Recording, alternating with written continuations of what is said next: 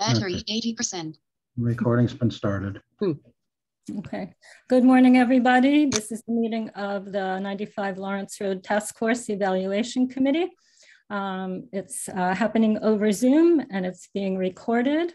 We have a full membership. We have a quorum, and Becky is going to join us, but she's still on the road. But we're really happy to have Laura here for a very short time with us this morning. And on our agenda today is to do the scoring of the financial feasibility piece and then work on our final deliberations. And Laura, while I have you, do you have any advice for our final deliberations? No, I think that you have your scoring sheets, and you just go through and score and see what the result is, and then have a formal vote to recommend whoever to the select board. I guess the question I'd ask, if I may, Laura, is if there is sentiment among the evaluation committee to choose a developer who did not rank the highest, is that, how would we go about doing that? I'm not suggesting that I'm prepared to do that, but right. I'm only one of 8. Right. Fair. I would have to go back and look at your RFP, but at times it does say in some of the RFPs that the recommended is not necessarily the highest score. But if you do that, I would suggest you have really detailed reasons attached to it. So you're not, it's not just a whim, that you have reasons to do it that way. I honestly have never seen it done, but I know that language is sometimes in RFPs. And while you're talking, I'll look it up. Yeah, Elaine, could I just jump in? I did go back to the RFP, and Laura is correct. It does, that language is in our RFP. Just for clarification, it is there. The language saying we can choose. Yes, just how Laura just stated it. And Elaine, ultimately the result of our proceedings here is going to be a recommendation to the select board, right, as opposed to an actual selection by us. Right. So. Okay. And Laura, we through 2 prior meetings, we did score almost all the criteria. Is it possible to change any of those at this point, or are we bound by the scorings we gave as we went through on our past 2 meetings? I mean, I guess how was that? Because I wasn't there. I didn't, and I haven't, watched the video. I guess it was how that was represented. So was it represented as a final vote? Was it represented as a straw vote? Was it represented as an opinion? And we did it by polling the members and recording each of the 8 members' rankings, but we took no vote to establish that as the ranking of the committee. And I have all of those on a spreadsheet. Okay. And may I jump in, please? Because Harry sent them out last night for us to review. And in the meantime, I had sent Harry a revised copy of mine. If you remember, I did mine, I did my voting, but I went back and looked through and studied all my comments and realized that I had done, I guess what you'd call a double jeopardy on site design and building design. I took those together and I gave them the same ranking, and they're different. And when I went back and looked at that whole thing, I realized they were different. So I wish to change one of my early votes. So I'm hoping that I can do that. Yeah, same for me, Elaine. I gave Harry a revised copy of my evaluation sheet. I was under the impression that our evaluations were still open until we had the final box checked off, that they were still a work in progress. And I consequently also revised my preliminary evaluation sheet. It's not represented on the spreadsheet I got from Harry. So I've redone it and I have it in front of me. Okay, let me just explain what I did. Was I did get those lists from Kathleen and Jan and perhaps some others, and I was unable to reconcile them with my notes. And so I wasn't sure which one was correct. So last night I went back and I listened to the entire meeting over again. And so what's on the spreadsheet is what happened on November 15th. It doesn't reflect any change of heart by anybody, and it wasn't intended to preclude anybody from changing their minds. It's just that I had to in some way resolve the inconsistencies between the two sets of information I had, and that's how I resolved it. Mm-hmm. So it's, I'm not trying to dictate that that's the way it should be. It's just, that's what I did. And that's how, and I can put that up on the screen if people want to, when people are ready to look at it. Elaine? Yes, Gary. Is the table that Harry has the same as that you asked us each to submit our scoring to you? Does that match up or has it changed? I think what Harry did is as accurate as possible as of. No, I understand it's accurate from the presentation, going back and looking at our discussion, but I'm wondering if it matches up with what we submitted individually to you. And if the answer is no, maybe we need to re-look at this just for everyone's sake. Well, my feeling from hearing what Laura said, I would look at that as a straw vote, more or less, with the intention that temporary. That we were going to revisit as need be, because we hadn't finished all the categories at that point. So I feel that that might more accurately describe what we did, if that's.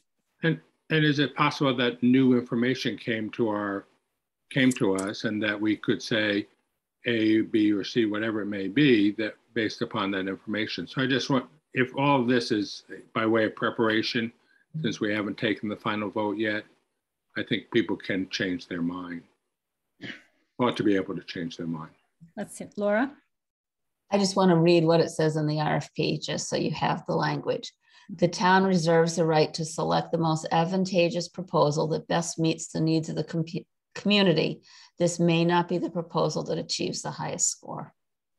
Right. That's what it says. But I would caution, if you don't pick the one with the highest score, that you have a really good explanation of why you didn't. Right. And from my point of view, we want to finish scoring the financial feasibility, and then I think it's reasonable that we look back over the whole thing, and if someone has a change, they just explain why. Yep. Is that yep. a procedure that we're? Yeah, I'm prepared to do that. I have everything done. I got up bright and early. Yeah. And Laura, my other question was, this is an 8-member group. Are we looking for a unanimous decision or is it a simple majority? Typically, it's a simple majority. But you do when you, when obviously when you recommend to the select board, it's recommended on a vote of blah, blah, blah, whatever it is. Okay, all right. Okay, well then let's go back to the one criteria that we didn't score. We had our report and meeting with Emily at our last meeting. So we're looking at the category of financial feasibility, which is the adequacy of proposed budgets, development and operating, appropriateness of rents in relation to the market, and track record of securing proposed financing.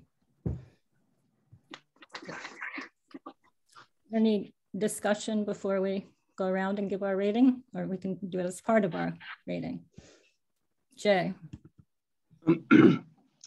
My takeaway from Emily's participation in our last meeting, my big takeaway was that whatever financing they look at now over the next couple of years could totally change. And that's the same for any one of them. And it kind of leaves me, I'm glad I'm bringing this up when Laura's here because she's had, maybe some more experiences, but it leaves me kind of at sea. I don't know much about that stuff. I'll admit it. But it kind of puts them all on a level playing field from the way Emily described it. So that's where I am at the moment. So you want me to I would really love that, yeah. Sure. So in most cases, most times that's not really what, what we see. This, I think they're all reasonable with what's available right now.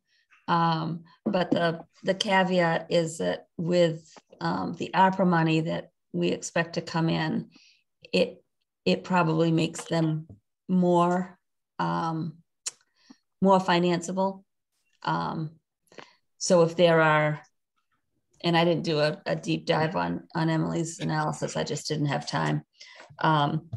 If there were gaps or perceived gaps, now that probably is not going to be the case unless this stretches out so long that we're looking back at conventional, I think, or what's normally available.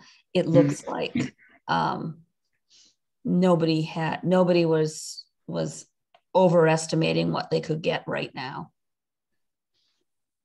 So they weren't relying on ARPA, but ARPA would make it, but again, that has to be spent by 2026 or something. So Jan? My take was that the only way we can really know much about how to evaluate this is based on the last part of that category, which is their success in the past. I think we have to go somewhat with that. If they've had good financial recommendations, they've been able to get these kinds of loans, they've been able to do this stuff.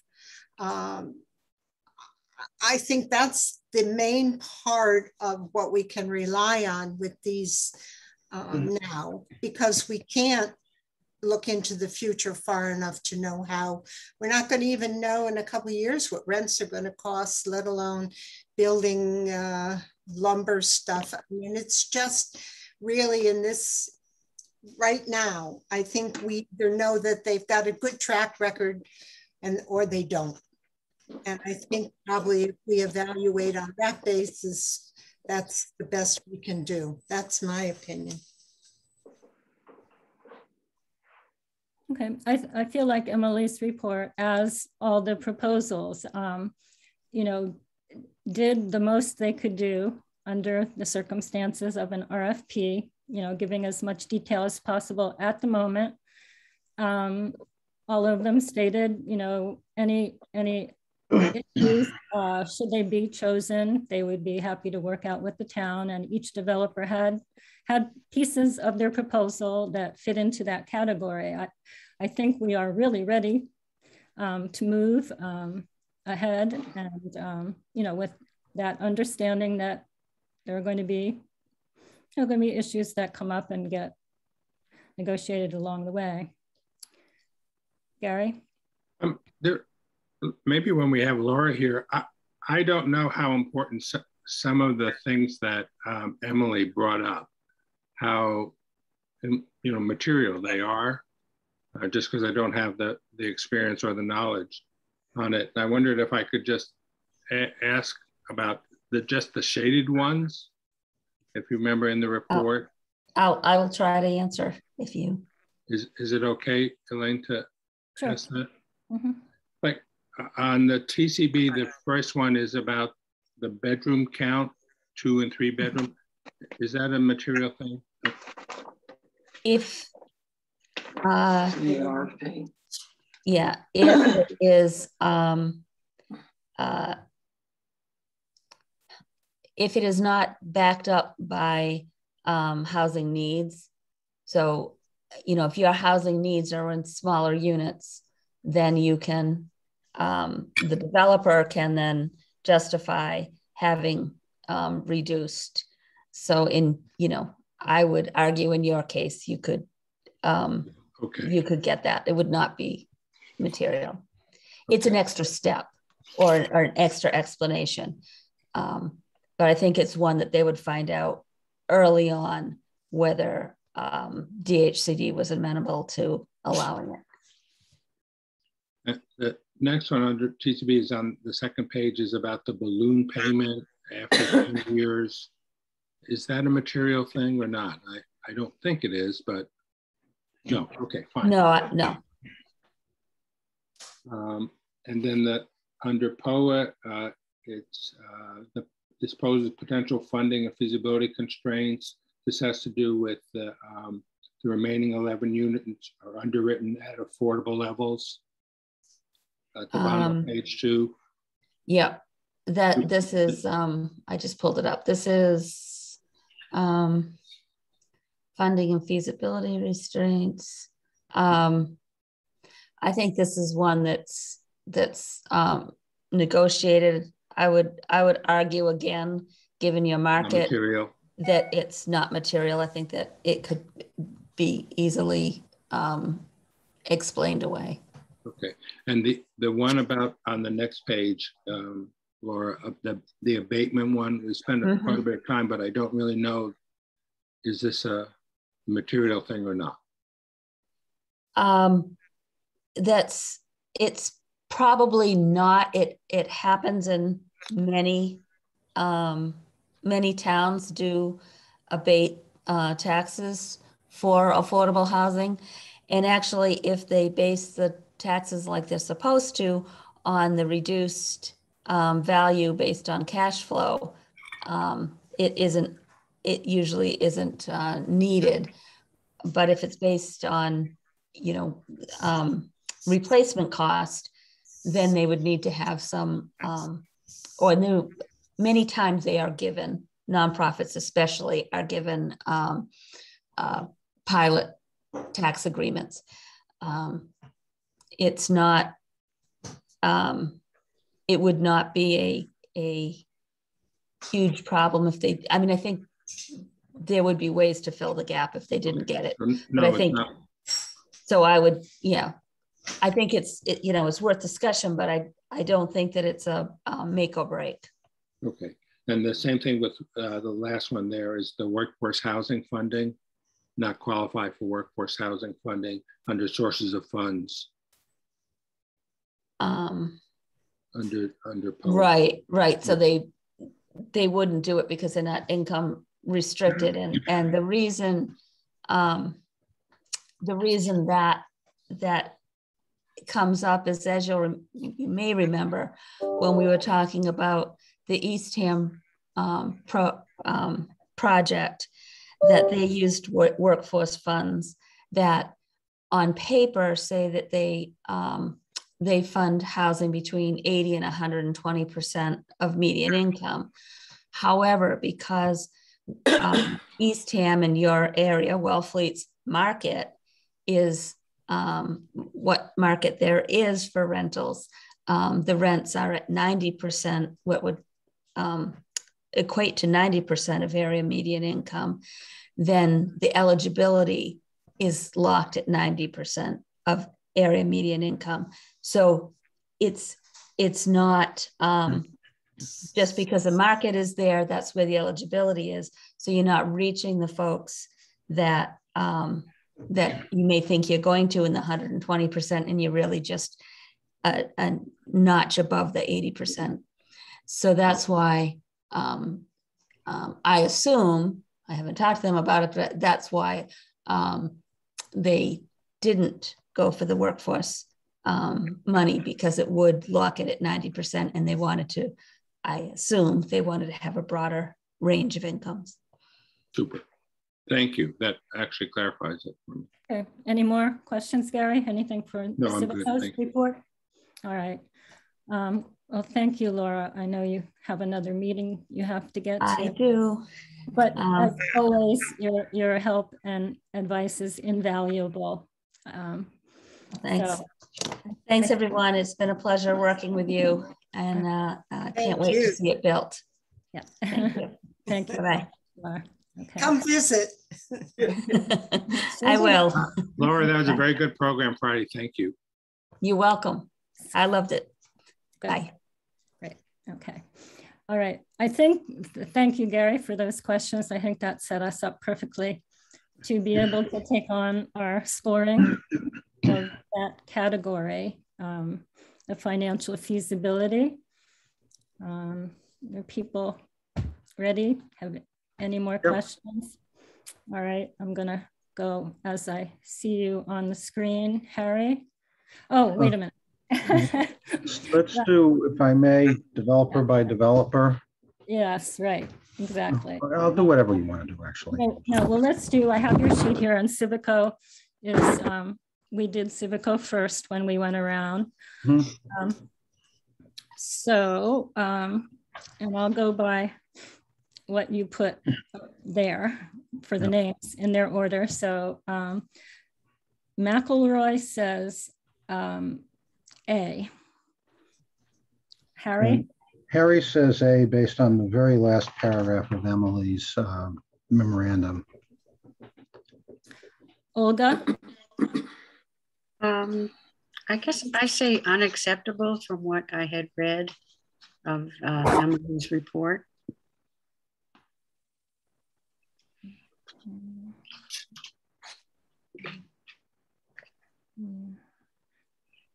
Kathleen? H.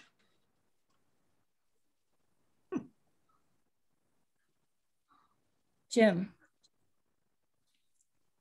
I'm kind of in the same position where Olga was with this, that just reading through Emily's comments, I was concerned, about her particularly around her observation that there was insufficient information to fully assess. But I mean, in order to keep them in the mix, I would say A. Mm-hmm.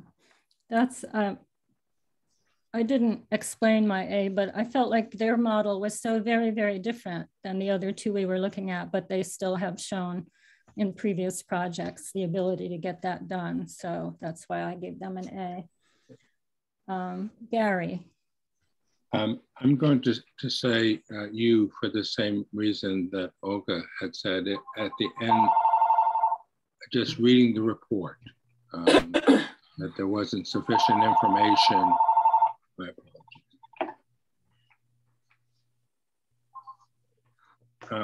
There wasn't sufficient information to make a decision other than the model that they submitted wasn't viable, or she couldn't evaluate it based upon the information submitted. Okay, Jay. I would have to say A. I suppose they've done it in the past, and I'm sure they can do it again, but they didn't give their whole proposal was like light on a lot of stuff. So anyway, so I'll give it an A. Thank you. And Jan? I gave it a U because I think their track record and what they usually do is in a little bit higher income bracket than what we were looking for here. That's reflected in their proposal other places as well. It's reflected in the visit you made to the place in Lincoln, where much of it is higher rent. And that, of course, skews a lot of things with how things look and so forth. So I gave it a U. Okay, next is POA CDP. I'm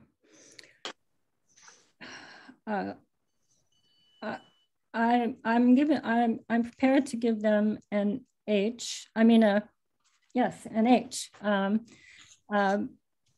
know, I think the things that Emily brought up, even though she highlighted them, she indicated they could be worked on, and I think Laura's confirmation of those things as not being material, but that need to be discussed is important. And as Jan said, based on their experience, there are many successful projects and getting funding.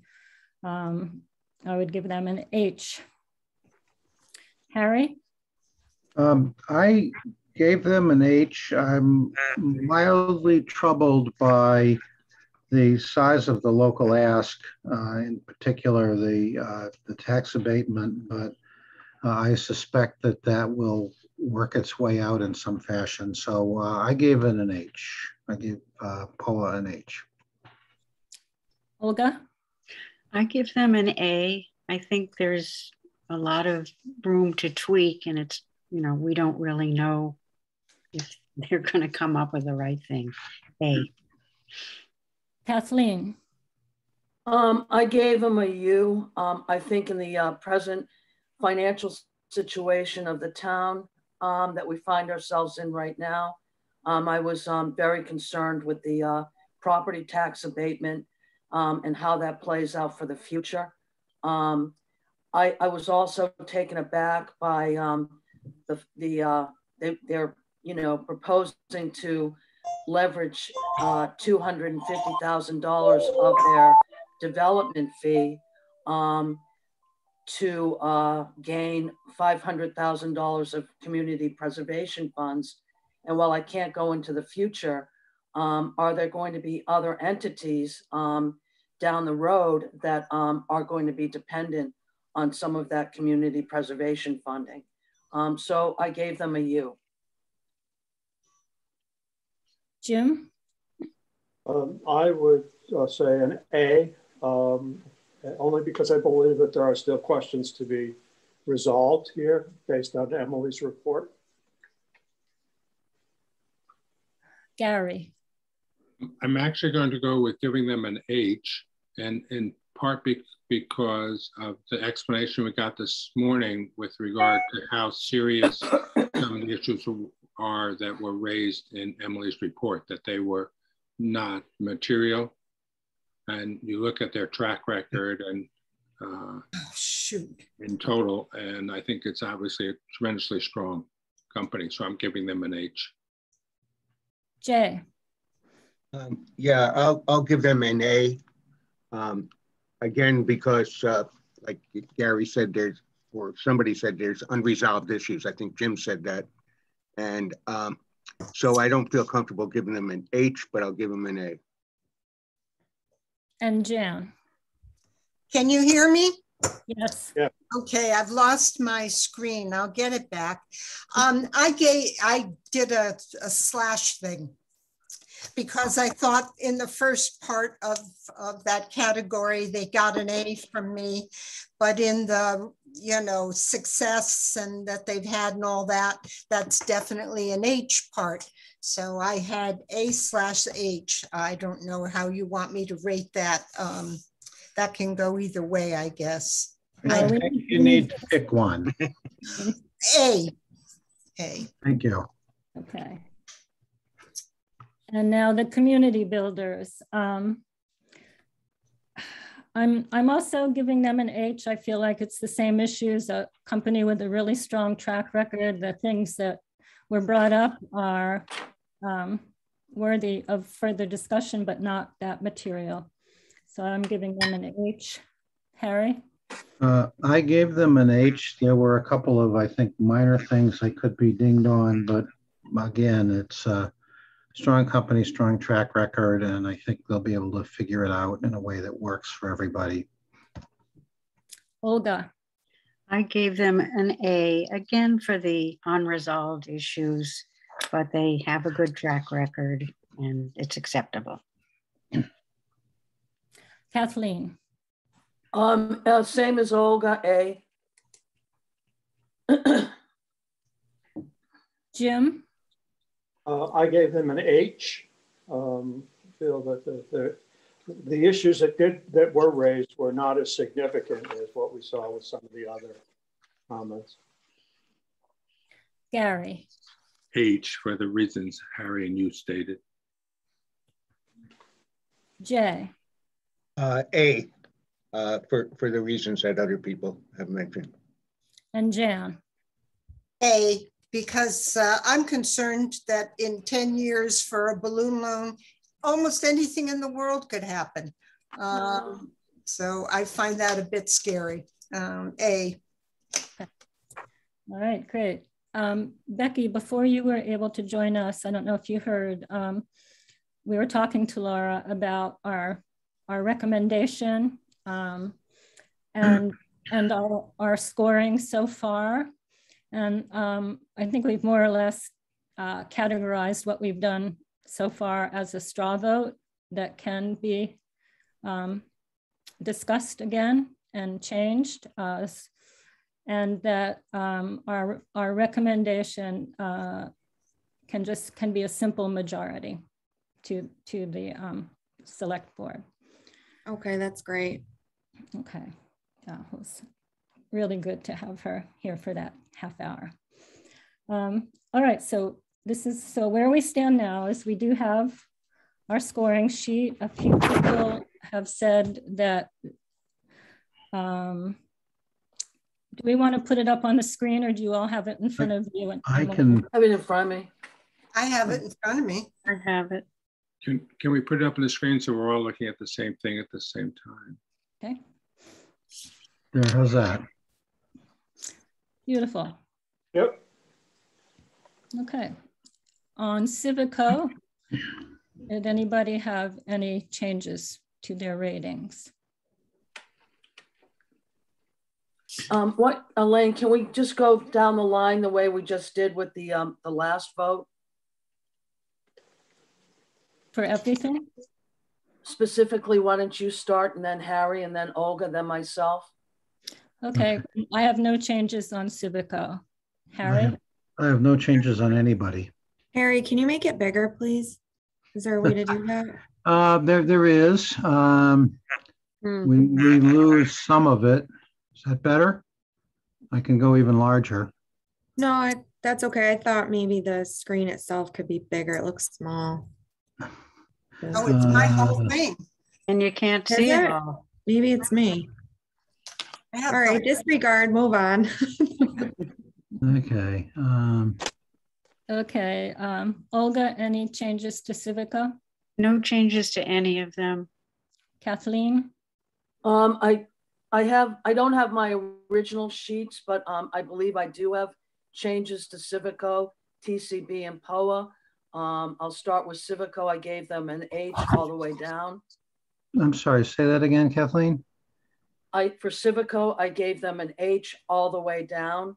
Okay, so that becomes an H and that becomes an H. Okay. Do you want my TCB? You want to do it that way, Elaine? Well, we have, let's finish this and then we'll. Okay. Jim, any changes to Civico? No. Gary? No. Jay? No, no changes. And Jan? Nope, no changes. Okay. All right. So if you don't mind, I'm going to go developer by developer. Okay. Sorry, it's just easier for me to keep my head around it. For POA, I don't have any changes. Harry? I do not. Olga? I do not. Kathleen? I believe I do. Category 1, developer experience and capacity, I gave them an H. Affordability, I gave them an A. Site design, I gave them a U. Infrastructure and green design, I gave them an A. Building design, I gave them a U. Financial feasibility, I gave them a U. Reference and site visits and interviews, I gave them an H. Okay. Got it. Okay. Thank you, Harry. Jim, any changes on POA? No changes. Gary? No. Jay? No changes. Jan? Yes, POA. on site design, I went from a U to an A because I was mixing site design and building design in my mind. So that I've changed that. Okay. And now TCB. I have no changes on TCB. Harry? I have none. Olga? I have none. Kathleen? Again, I'm unsure of my sheets that I left with Harry, so I'm going to go down the line again. For TCB, category 1, developer experience and capacity, I gave them an H. Affordability, I gave them an A. Site design, I gave them an A. Infrastructure and green design, an A. Building design, an A. Financial feasibility, an A. Reference and site visit interviews, an H. Okay. I got it. Good. Jim, any changes on TCB? Okay, just check here. No. Gary? No. Jay? No changes. And Jan? No, no changes. Okay. Okay, so as you can see over here, the way these total, hang on a minute. Oh, come on. There we go. This last column in is a checksum. It's just intended to make sure that the total number of votes across all categories for each developer adds up to what it should be. You know, 8 people, 7 categories, so there should be 56 votes. So that's just to make sure I didn't miss anybody. So the overall, excuse me, for Civico was a total of 4 unacceptable, 31 advantageous, and 21 highly advantageous. POA, POA was 4 unacceptable, 11 advantageous, 41 highly advantageous. And then the last one, TCB, was 0 unacceptable, 24 advantageous, 32 highly advantageous. One comment, I think that we, individuals should correct me if I'm wrong, have proceeded on the assumption that an unacceptable ranking is not a disqualification. In some RFPs, it's explicitly stated that if you're rated unacceptable in any category, it's a disqualification. I don't believe we did that. So I have, at least in my mind, I've treated these as more of a ranking than than a disqualification. So I would not disqualify Civico or POA CDP based on the unacceptable rankings, the 4 unacceptable votes that each has received. So those are what I take from all of this. I wanted to bring that up too, Harry, and I agree with you, because I know that in some RFPs that would be the case, but we did not do that in our RFP. So I feel the same way about those particular scorings. So as we look at what we have here, after quite a bit of discussion, due diligence, we're looking at POA CDP, who has the highest number of highly advantageous ratings. And if we're going by that, and We're not. We have TCB with 32, but quite a few advantageous, and then Civico with 21 and 31 advantageous. I feel like if we don't feel like the developer that has the most highly advantageous is not our choice, I need to hear from other people why, or why we do feel they are the best. Can I make a suggestion? And that would be that we deal with this in 2 pieces. One is to determine by motion that the spreadsheet represents the ranking of each developer in each category by each committee member, period. And then deal after that with a second question of determining the overall ranking. And if we're going to deviate from the rankings in the spreadsheet, then we should have a discussion as to why and how we justify that. Do you want a motion to the first? Okay, so I would offer a motion that the spreadsheet represents the ranking of each developer in each category by the committee members. Second. Discussion? Second. Wait, I have a question, Elaine. Kathleen has her hand up. Harry, I don't believe that these include the financial analysis. I can't scroll, so. They do. They do, Gary. I'm sorry. So that's what I was wondering. I couldn't see. Yeah. Let me slide it over. See. Okay. And the second question I have is a highly advantageous and an unacceptable the same weight? Can we go into that in the second? We just right okay, here. I'm sorry, Jim. Yeah. I'm sorry. Right now, we're just trying to record what we said about each developer in each category by each person. So Harry, do you want a roll call vote? Well, we're on video, so I think we're not live, so I think we're required Harry, to do that. Can you read the motion one more time before we? Okay. Okay. The motion is to is that the spreadsheet represents the ranking of each developer in each category by the committee members. By each committee member. Keep that going. Okay, by each. I'll accept that as a technical amendment. Excuse me. It's been moved and seconded. Any more discussion related to this motion? Okay, we'll do a roll call vote. Guess I'm going to go by what I'm looking at the people on as they're listed on the Excel sheet. I vote aye.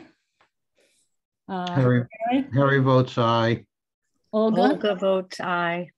Kathleen, aye. Jim, Aye. Gary, Aye. Jay, Aye. Jan. Aye. Thank you. That's 8 in favor, none opposed. Now, the second part. Harry, could you? I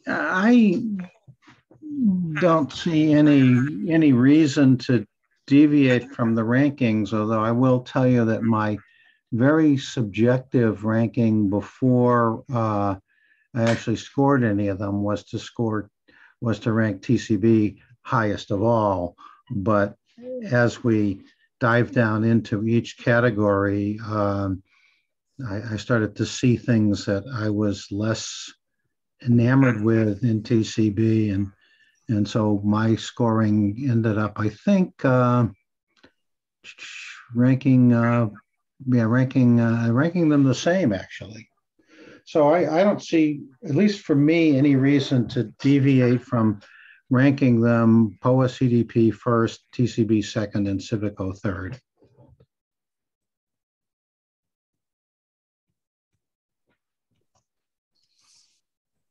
I want to go back to Gary's question as to, is there, between the categories here, is there, any that stand out as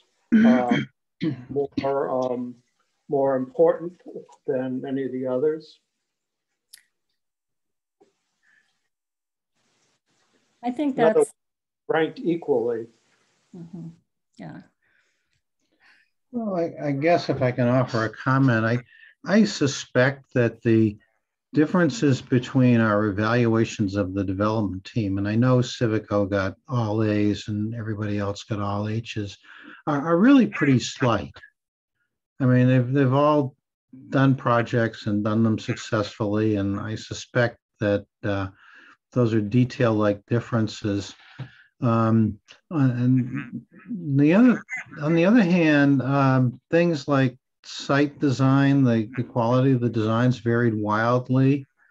On things like building design, they varied wildly. References I'd throw out, everybody got good references. So yeah, there are some categories that stick out as perhaps being more significant than others, but I guess I leave it up to each individual on how they rank the different criteria we use in terms of importance. Kathleen? Yeah, Elaine, I have my hand up. I think, I don't know if this is a good time to jump in. I'm going to refer to myself here as the black sheep on the committee. Yes. I have a small statement I'd like to read on why I gave Civico H's across the board. We have a very unique opportunity to move forward with critically needed affordable housing at 95 Lawrence Road with the private developer Civico. It's very rare that you see a private developer throw their hat into the ring for a project like this. They won't be waiting on funding rounds from HUD or low-income housing tax credits. They will be able to move forward as soon as the land development lease agreement has been finalized with the town, giving us critically needed housing sooner rather than later. It's unlikely that the two larger developers will see funding and government money before 2023. Civico is proposing to pay the town $750,000 as a one-time land acquisition fee. This would give the town money to leverage towards the cost of the shared wastewater treatment system, seeing as the state grants may not be forthwith given the town's financial standing at the present. Civico's site and building design plan makes sense to me. Both are cost effective. The simple layout of the site plan for water and electrical lines means that there would be less ground and vegetation damage, keeping a much larger percentage of the site intact. There is no zoning relief in their plan. I call this part of the proposal the path of least resistance. Their building design is contextual in keeping with the surrounding area. It neither overwhelms the elementary school or makes it look out of place. Both the site and building design together create a neighborhood, which is what I envisioned for 95 Lawrence Road since the beginning. Finally, I met with the lead for Civico, Andrew Consigli, at our Oriole Landing visit. I was enormously impressed with the development and the fact that it was completed within 14 months. But more impressive to me was the attention to detail that this young developer brought to the project. He pointed out the birdhouses he had built to hang on the exterior wall of the community building. The floor he had painted in the original farmhouse, restored and left on the site. He was deeply invested in the details that gave this development a sense of home. That's the kind of person I want to see build our affordable housing in Wellfleet, because in the end, we will have something built with a lot of pride. So that's my statement. This is the reason I've voted the way I have, and you know, it's open for discussion, but I wanted to put that out on the table. Thank you. Thank you, Kathleen. I think that points out what Harry was just saying, in that I think to go through and hear this from everybody, it is our individual takeaways from all our discussions and see where we are then. And so I'd like to go through each person as we have for everything else to hear where you are right now, and based on our scoring sheet and everything that's gone before. So Kathleen, you just said what you said. So do you want to just give us your recommendation, your personal recommendation right now? Or do you want to wait when I go across everybody? I think it's obvious, you know, for me that what I see in Civico is a rare opportunity for the town to have flexibility and to work with a smaller developer that's, you know, not going to rip it 52 different ways, or you know, we'll get this done sooner than later for us. So I guess my choice for this right now is Civico. I know the other two bring a lot to the table, but again, it's a waiting game there. Okay, thank you. Okay, so I'm going to go back to our names as they go across the scoring sheet, and we have heard from Harry. I've been thinking about it a lot too, and I feel that all three developers showed us their great interest in this project. We're grateful that all three of them were willing to come out here to Wellfleet. I think they all offered community engagement to help with their projects. But then just after sort of those elements, I feel it starts to diverge. I feel like POA and TCB offer just an incredibly solid track record with many successes and projects very similar to ours. I think POA and TCB offer outstanding management and resident services, which I feel are vitally important to this particular project as we envisioned it. So after that, then I feel like it starts to diverge a little more. And my thoughts are with the strength of POA and CDP's application on the following reasons. As we heard from Emily, their unit mix and their bedroom mix are in full compliance with really what we were hoping to see out of this development and with DHCD. Their building and energy systems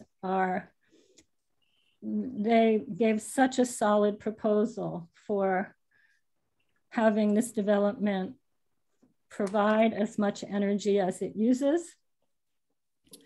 I feel like their design was simple but interesting with style and using simple forms that could then potentially increase the quality of interior pieces. 10 buildings instead of 16, which the other two developers are doing, and that's an efficiency of design and building. It appears that the amount of buffer they're leaving and the amount of land left undisturbed is the largest. As one of the references said, and they were all good for everybody, that POA designs to build community. They have had success with helping other towns get Mass Works grants. With CDP as a partner, I don't think there's any other organization on the Lower Cape that understands the housing needs of our area. Their team is very diverse. I think the flexibility they were proposing with the 11 market rate units gives us the best chance to have the widest range from 30% potentially up to 120%. They're providing 2 community spaces in the 2 different areas. They really emphasized using healthy materials, low VOC. I think that the lower village building, offering 22 apartments that are all on one level with an elevator, is an incredibly valuable addition to Wellfleet's, what Wellfleet can offer. The recommendation from Brewster and the project that they're currently working on was so positive. Their president and chief executive officer, Aaron Gornstein, is a former undersecretary at DHCD and the executive director of CHAPA, 2 of the most active housing organizations and government organizations. And kind of a little thing, but I loved the fact that they reached out to Cape Cod Tech and talked about involving students in this project. So once again, I feel like we were lucky to get these 3 proposals, but I would rank POA CDP as #1. And, you know, I guess if we want to do all 3, it would be TCV next and then Civica. I don't know if we need to do that, but we certainly can. Okay, Olga, you are next. I don't want to repeat everything you said and make a long story. I am the newest member of the task force and don't have all the background that you guys have. I think there's a tendency to respond to the architectural plan and the site plan, but I know there's a lot more that goes into the feasibility of a project. I happen to like the POA site plan and architectural plan, but I think that that POA is the right organization to be working with their track record and you know, where their references, the development team, etc. And I just think I would like to be partners with them because of their background and who they have and their local representation of CDP. So I would go with POA and CDP. Kathleen, we've heard from Kathleen. Jim. Elaine, I would echo most all the comments that you made, but I want to just give particular attention to a few things. The depth and breadth of POA's experience, I think, is really what kind of sold me on this, and their provision of resources for residents in the project is, I think, is going to be critically important. And also, I found that, and after our tour of the site, particularly Canal Bluffs, I found that their management experience to be really impressive. That was a very well-run project. And finally, I would say that in the area of just I guess I would call it the strength or the resources that we have here in Wellfleet to manage, build and manage such a project as this. We don't have it here. We don't have a lot of experience in this area, and it's going to require a lot of help. And that's not the help that this task force can provide. That's for certain. I think that once our job is done here, we will not be intimately involved in the building of this project. So that's my thinking on it. So I would say POA. You, Gary. Yes, I echo many of the things that other people have said. I also want to say that we were incredibly fortunate to get 3 strong proposals like this, and for Tiny Wellfleet to attract someone or anyone of this nature was really terrific.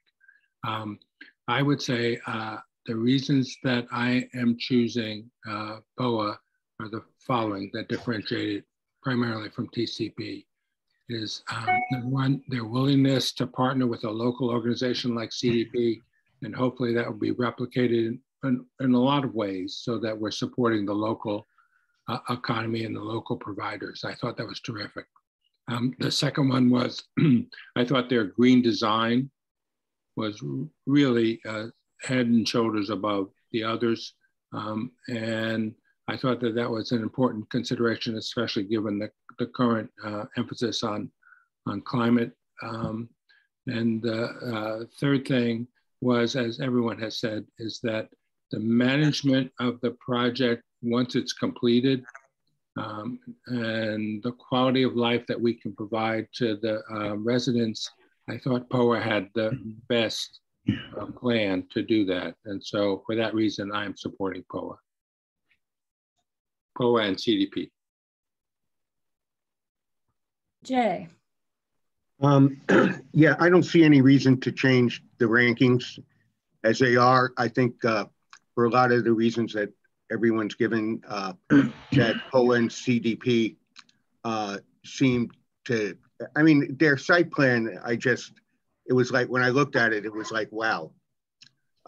They're leaving so much of the, unless they're pulling the wool over our heads, and who knows, but it looks like they're leaving so much of the site undisturbed, which I really liked. And I don't have too much problems with the larger building. After all, the largest building in town is right across the street. So for those reasons, and they checked all the boxes, they checked the most boxes. So for those reasons and the ones that other people have given, I'm going with POA CDP. And Jan. Yeah, well, of course, I had voted before I went on my trip, before I had even more of this information. But I'd like to say, in all fairness, that my original plan was to back Civico, because I loved the look of the small cottages, unlike Olga, who called them cookie cutter, but to me, they would easily fit in to our community. But the thing they totally failed on, and I'm sure if they could come back at us, they'd have a much better proposal, but they have no community.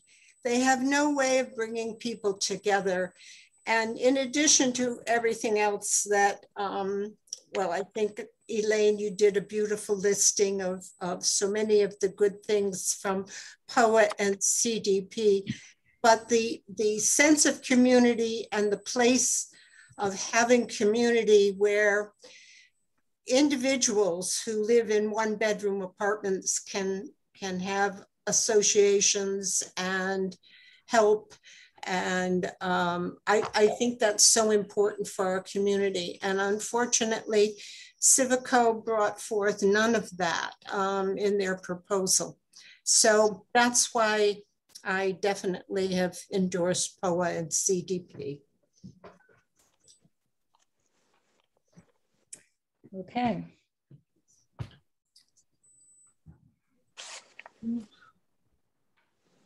So Elaine, I guess, hang on a second.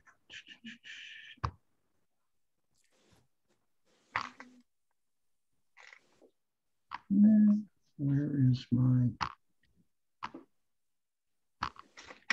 There we go. Stop sharing to get back to this. I guess if I could summarize where that leaves us is 7 of us have ranked POA as our first choice, and 1 has ranked Civico as a first choice. It's not clear whether there's a clear consensus on the second choice, but it seems to me there's a clear consensus on who the first choice is. And I don't know whether we want to rank them in recommending them to the select board, or whether we just want to say, this is our guy.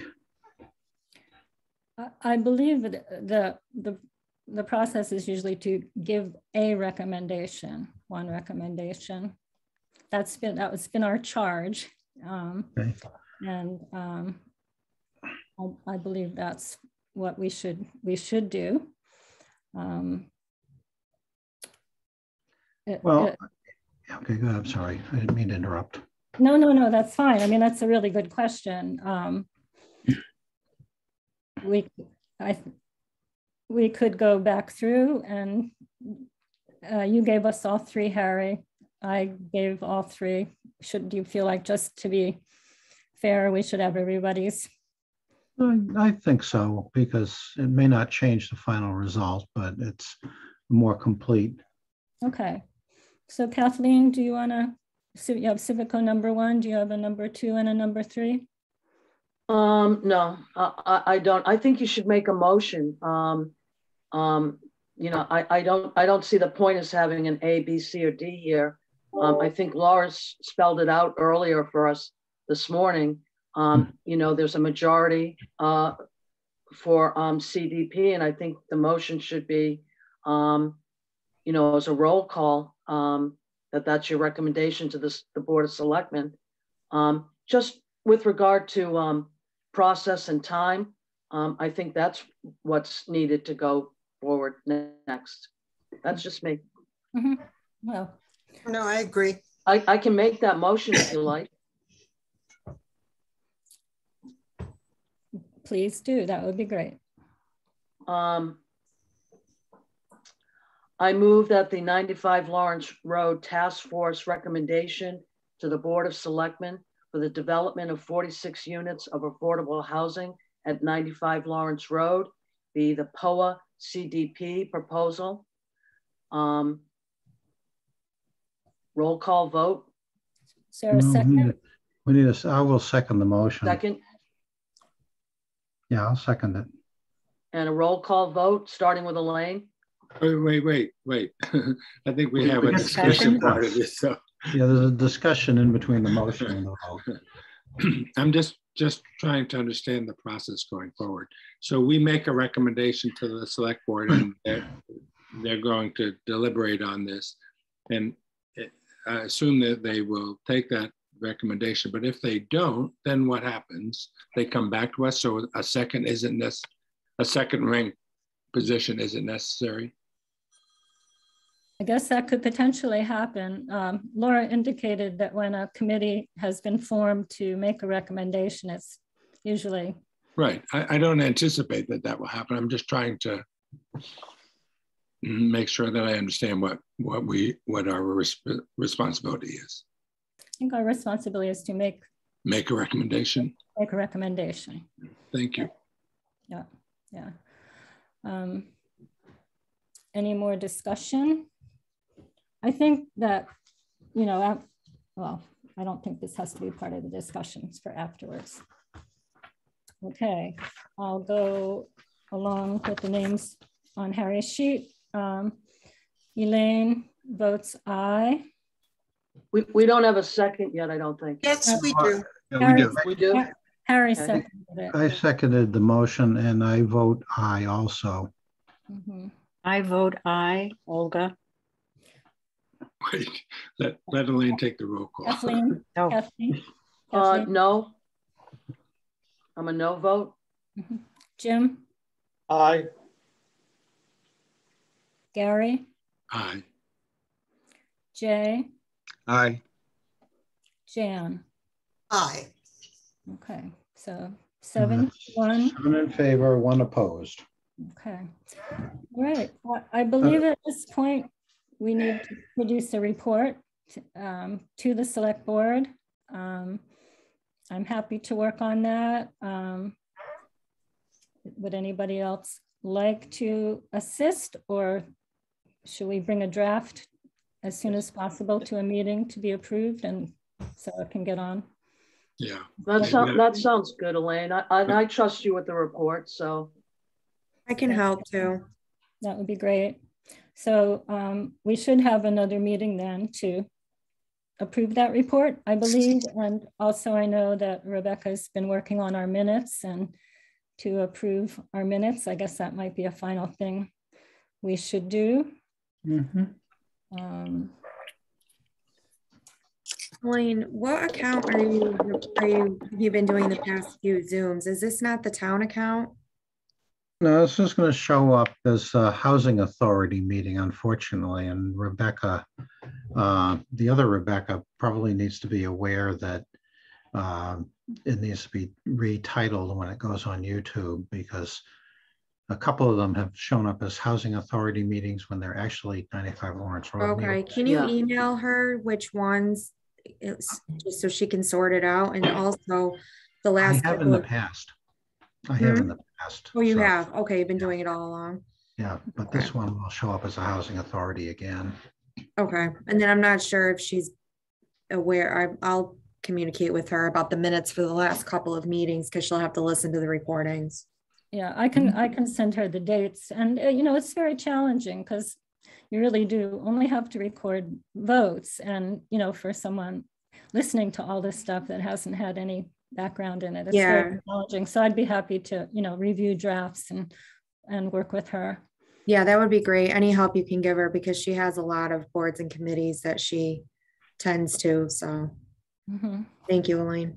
Okay, well, before we set a date for the next meeting, I just want to say to everybody, I know it's been a long haul, but I'm very proud of our persistence as we worked through COVID, changes of administration, the issues of water and wastewater, having 8 people work so well together, and conducting all our business in public meetings. I feel that we should be very proud of that. And I know it's been a long one, but I really appreciate the dedication and the focus and the caring and just the boldness of working to carry this work through. So I really, really appreciate that. It's been a pretty incredible experience. Just can't wait for the next time. Okay, well, question for Rebecca. What do you need in the way of notes, documentations, and stuff from committee members? I mean, I have a huge set of notes here. I have, people have been sending me their notes as they go. So if you guys could just send me whatever you haven't given me or drop it off to town hall, that would be great. And Harry, if I could have your Excel sheet, that would be helpful for the procurement file as well. I'll email that again today, and I'll also get you the stuff on procuring Emily's contract also. I have all that. Oh, you do? Okay. I believe I do, yeah. I think you do too. Yeah. Okay. No, I think we're good there. Okay. So we want to get a report into the select board by November 18th. Do they look at stuff before that, Rebecca, or do they just? No, their packets typically go out. Well, supposed to be like Thursday afternoon, but usually we are scrambling with all the deadlines. So Thursday night, they usually have them. But they and don't. A lot of them physically come pick up their packets Friday a lot. So we have until Thursday at noon to submit it. If that helps. But we wouldn't send it any sooner than that to give more time, or is that kind of we could if we had it ready. Yeah. I don't see any harm in that. Elaine, could I thank you personally and for the whole group, I'm sure, for the extra that you put into this. It's you who kept us moving along, and you who made all the millions of contact calls and did just way above and beyond. The rest of us could think and plan, but you had it all organized. And so I think that this project will always owe you a great debt. And I hope they name a street for you or something exciting like that, because you deserve it. You're a wonderful advocate for this process, and your work is just immensely good. And I'm sure that we all feel that way. So thank you. To be Elaine's lane. Let's hope not, because usually we name it posthumously. Yeah, well, no, we don't want to do that. And we have Franklin Lane in South Wellfleet named after Franklin Lane. I remember him. Thank you, Dan. I know it's okay. A date. Yes, focus, a date. Focus, guys. I suppose there could be something ready by Friday, or definitely next Monday. On Monday, we have a Affordable Housing Trust meeting Monday evening. Yeah. Would people, I know, Jay, Fridays aren't great for you, you said. No, not usually. And when did you say you want to have, we want to get into selectmen by the 18th? Yeah. About the 16th. That's a Tuesday. I can do that. Fine with me. What time on Tuesday works for people? I can do any time on Tuesday. Yeah, I'm pretty clear. Let's do it in the morning. Anytime, just let me know. In the Let's morning? do it in the, Elaine, let's do it in the morning. So if you need to make any changes or do anything, you have enough time to get it to the select board. Okay, well, I got blood work at 9 a.m. Tuesday morning, so have to be after that. 10 o'clock? Yeah, 10 o'clock. And knowing Outer Cape Health Services, if I'm not on at 10, you'll have the report. You can start with. So that's Tuesday, November the 16th? Yep. At 10 a.m.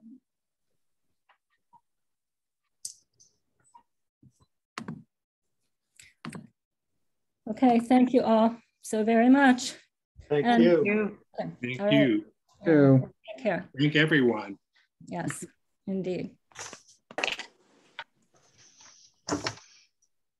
Okay, we're gonna. We need a motion to adjourn. You didn't do a motion to adjourn.